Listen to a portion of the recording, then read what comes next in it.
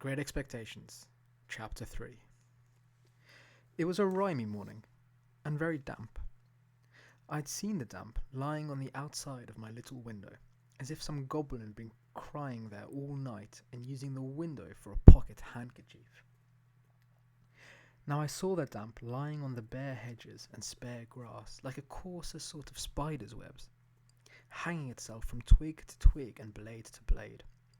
On every rail and gate wet lay clammy, and the marsh mist was so thick that the wooden finger on the post directing people to our village, a direction which they never accepted, for they never came there, was invisible to me until I was quite close under it.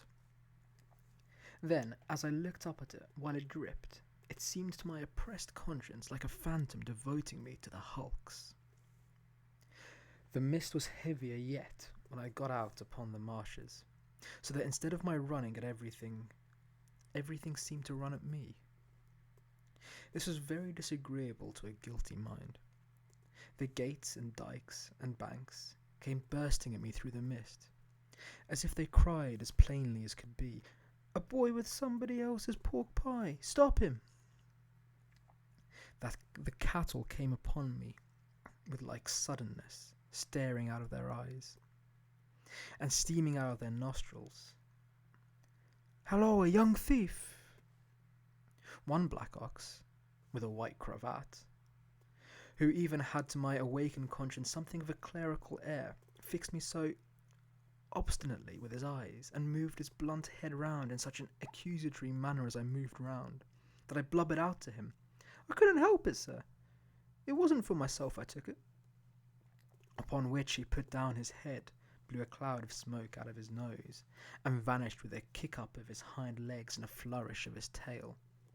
All this time I was getting on towards the river, but however fast I went, I couldn't warm my feet, to which the damp cold seemed riveted, as the iron was riveted to the leg of the man I was running to meet. I knew my way to the battery pretty straight, for I'd been down there on a Sunday with Joe, and Joe, sitting on an old gun, had told me that when I was apprenticed to him, regularly bound, we would have such larks there.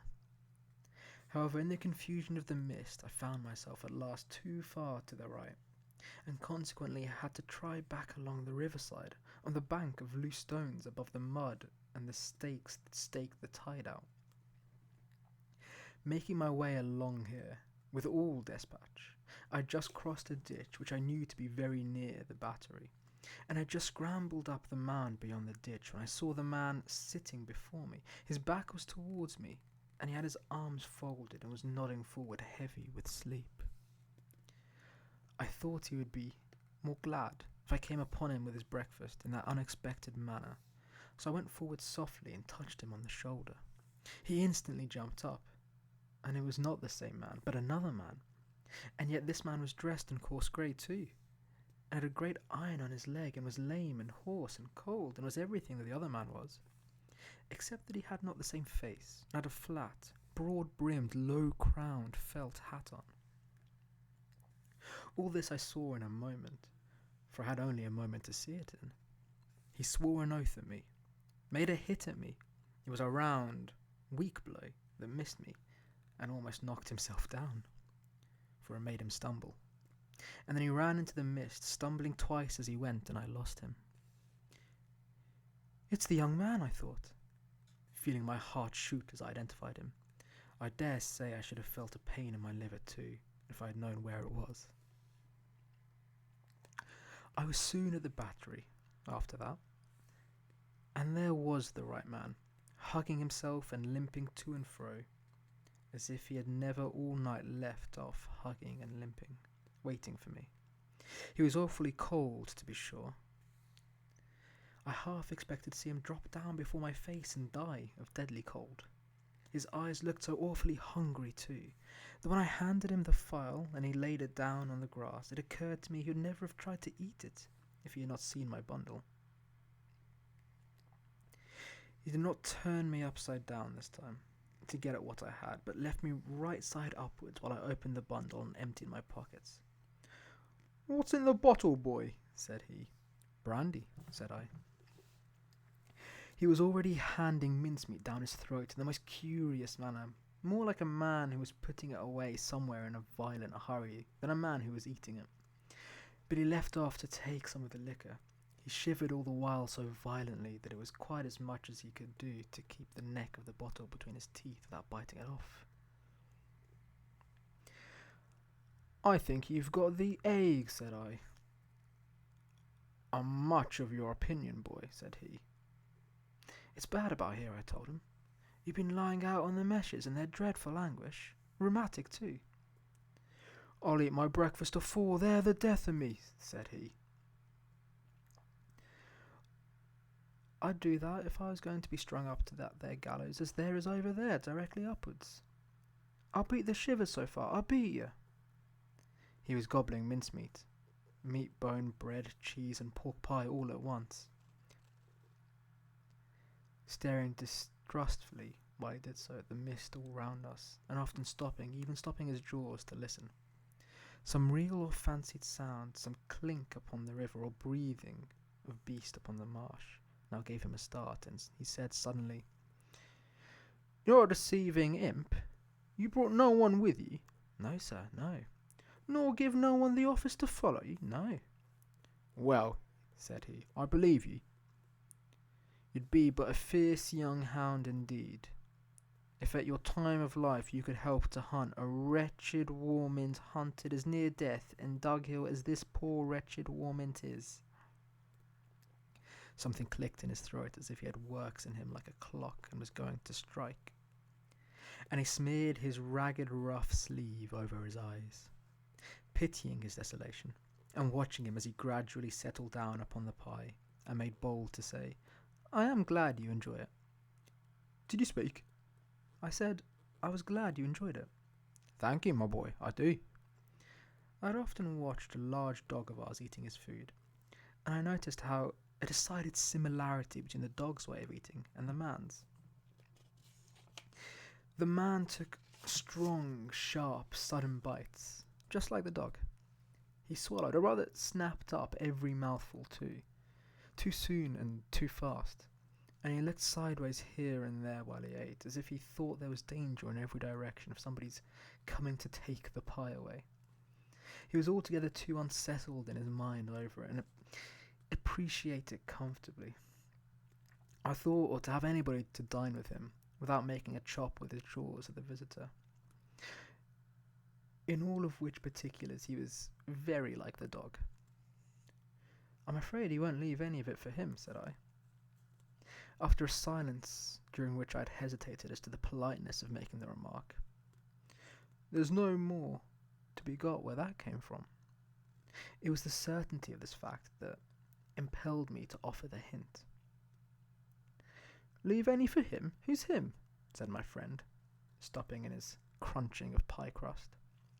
"The young man that you spoke of, that was hid with you." "Oh, he returned with something like a gruff laugh. "Him? Yes, he don't want no wittles." "I thought he looked as if he did," said I.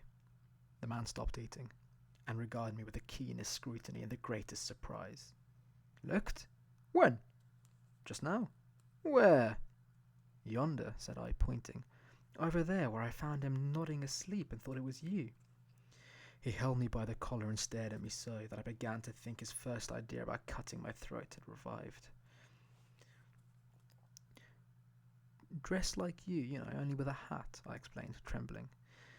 And I was very anxious to put this delicately, and with the same reason for wanting to borrow a file. "Didn't you hear the cannon last night?" "Then there was firing," he said to himself. "I wonder you shouldn't have been sure of that," I returned, "for we heard it up at home, and that's farther away, and we were shut in besides." "Why, see now," said he. "When a man's alone on these flats, with a light head and a light stomach, perishing of cold and want, he hears nothing all night but guns firing and voices calling. Hears? He sees the soldiers with their red coats lighted up by the torches carried afore, closing in round him. Hears his number called, hears himself challenged, Here's the rattle of the musket, here's the orders. Make ready, President. Cover him steady, men. And has laid hands on, and there's nothing. Why, if I see one pursuing party last night, coming up in order, damn him with their tramp. I see 100. And as to firing, why, I see the mist shake with the cannon. Oh, it was a broad day. But this man, he had said all the rest as if he had forgotten my being there. Did you notice anything in him? He had a badly bruised face, said I, recalling what I hardly knew I knew. Not here, exclaimed the man, striking his left cheek mercilessly with the flat of his hand. Yes, there. Where is he? He crammed what little food was left into the breast of his grey jacket. Show me the way he went. I'll pull him down like a bloodhound. Curse this iron on my sore leg. Give us hold of the file, boy. I indicated in what direction the mist had shrouded the other man, and looked up at it for an instant.